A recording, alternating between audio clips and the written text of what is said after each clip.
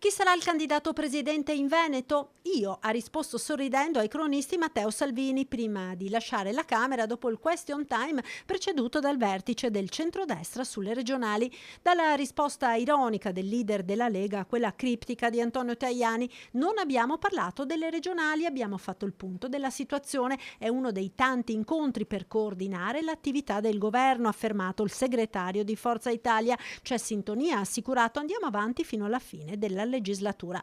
Per Fratelli d'Italia, ma prima di entrare a Palazzo Chigi, ha parlato il responsabile nazionale dell'organizzazione del partito, Giovanni Donzelli. Poi ovviamente, essendoci a breve le regionali, parleranno e continueremo a parlare come parliamo quotidianamente tra noi per individuare i migliori presidenti. Ma chi sia il migliore candidato della coalizione per la presidenza del Veneto rimane ancora un mistero, non solo nel nome ma anche per la forza politica di appartenenza. Per il Carroccio Veneto ottenere il candidato alla presidenza è la linea del Piave. Se l'idea però sia condivisa da Salvini non sembra affatto scontato, anzi, visto che proprio ieri a Venezia per la presentazione delle medaglie olimpiche di Milano Cortina, riferendosi al vertice odierno, il segretario Salvini ha detto: non imporrò niente a nessuno.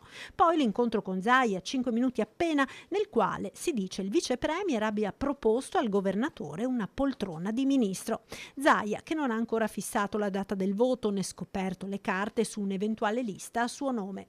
Tant'è che la quadra tra le forze di maggioranza fosse difficile da trovare, soprattutto per il Veneto, era abbastanza prevedibile. La competizione tra Lega e Fratelli d'Italia è serrata, eppure Forza Italia, con Tosi che rilancia quotidianamente, non sembra intenzionata a mollare l'osso tanto facilmente. Certo, siamo a metà luglio ed il tempo comincia a stringere.